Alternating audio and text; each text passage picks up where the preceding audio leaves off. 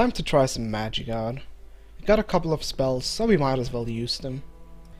Magic scrolls are a one-use item, and some of them are very rare, which can easily lead to the common "Arg, I don't want to use this item against a giant enemy crab because there could be an even larger one right behind it" syndrome in gaming. The fire arrow I'm using here though is a very weak and common spell, so there's no need to get paranoid about it.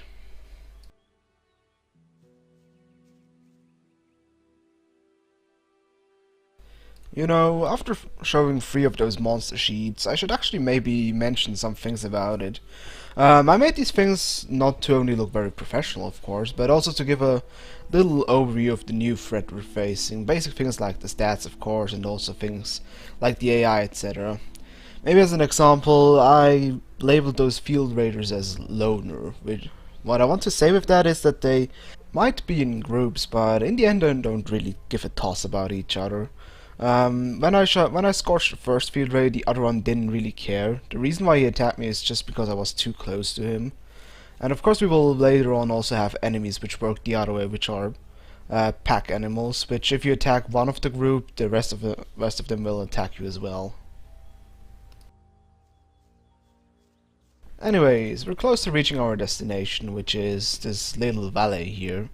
It's actually completely optional, but it has quite a lot of goodies for us to come down here for.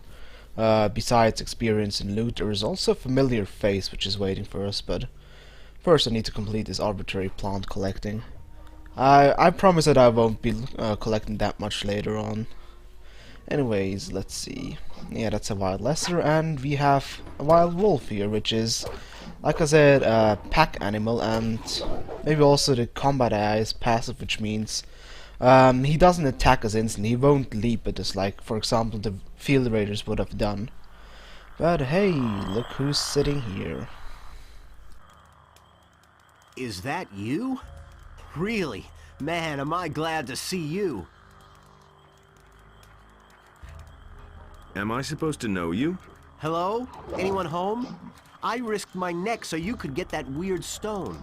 You owe me something. This time you should remember that. You still remember Diego, Milton, and Gorn? Diego, Milton, and who? Don't tell me you can't remember any of that. The focus stones, the troll, the water mage's enormous pile of ore. I'm not so sure. That'll come back. It took me a while to get my head straight, too. What happened? After the Sleeper was defeated, the entire Brotherhood lost their minds. Without their master, they were all just empty husks.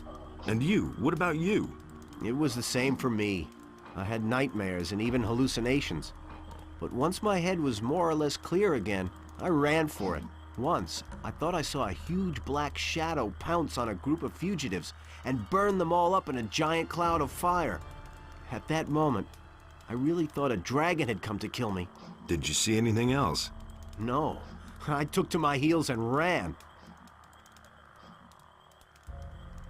I'm on my way to Corinus. What do you know about the town? Corinus? Well, it's a seaport. Nothing special. Why do you ask? I must go and see the paladins who are said to be in town. Really? They won't even let you into the town. And certainly not to where the paladins are. Do you have any suggestions how I could get into town? I certainly do. I worked for an old alchemist named Constantino some time ago. He has great influence in the city, and he's instructed the guards at the gate to let anyone through who can sell him rare herbs. So it's quite easy, really. You collect a large bunch of the plants that grow here all over the place, and then you pretend you're working for Constantino, and in you go. But don't collect a mix of this and that. The guards aren't all that bright, and they know nothing about alchemy. The bundle needs to look good to them if you want to get through. I think that 10 specimens of the same kind of plant should do the trick. Thanks for the hint. How long have you been hiding out in this valley? I don't know exactly. A week, maybe? But there's one more thing. When I came here in the evening, I took a look up on the mountain, and there were only a few trees there. And when I looked the next morning, that tower was there. I could have sworn it wasn't there before. Since then, I haven't left the valley. You mean Zardas's tower? I knew he was powerful, but creating a tower just like that... Zardas the Necromancer? He lives in that tower? I don't know if I like that. Don't worry, he's the one who rescued me from the Sleeper's Temple. He's on our side. You need to tell Zardas about the Shadow. It could be important. You don't think it was my imagination? You mean there really was a... Dragon, yes. You're getting into the thick of it again, am I right? I shouldn't say in the thick of it, not yet. Well, good. If it's so important, then I'll go see him. But not now. For the moment, I'm going to rest. I'm still exhausted after the escape from the penal colony. I think you've got big plans. I'll see you later at Zardas's. Well, that's Lester, people, our good old sect loony friend from Gothic 1. To summarize him quickly, he was a novice in the swamp camp in the first game, and also helped us joining it. In addition, he also assisted us in retrieving one of the 5 focus stones, which we collected for the water mages in a arbitrary fetch quest. But like he said, since the whole sect loonies became even loonier after we banished their god, the Sleeper, chances that we see more of the swamp camp people are rather grim.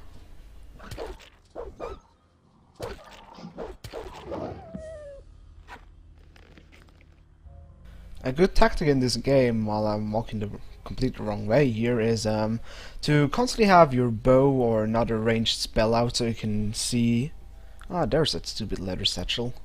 Is to constantly have your bow or either a spell out so you can see monsters in front of you, like this young wolf or this boar on the cliff, which I shouldn't even be able to see.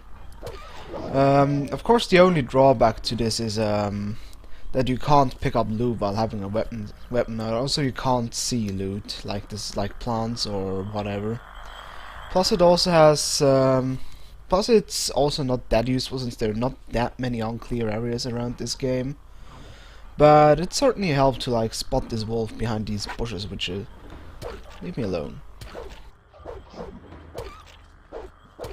And level up, thank you. I didn't really bother to show yet much of the skilling in this game. I will most likely do that in a special video, but just to give an input about it, you get health every level, 12 HP points, and in addition you get skill points which you can spend for different skills. Also this wolf, yeah, this is a beautiful show of the environment that wolves, for example, hunt for rats or other things. And we got another enemy here, the bloodflies. They're usually in swarms, which makes them even more annoying since you can see how badly they circumscribe around you. And it's mostly just waiting until they try to sting you and then just whack them with your weapon until you get.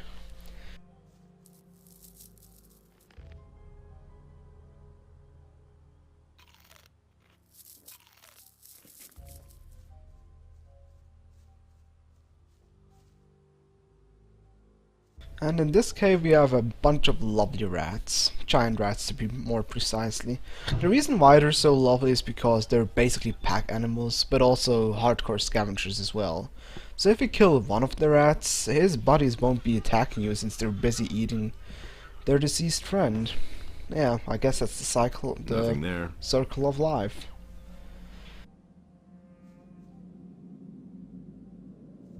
Even nicer is the range of the giant rats, from how far they can actually send dead bodies, because in this room behind here is also a giant rat, but it just tries to stroll past me to get to the dead bodies, but I'm sorry.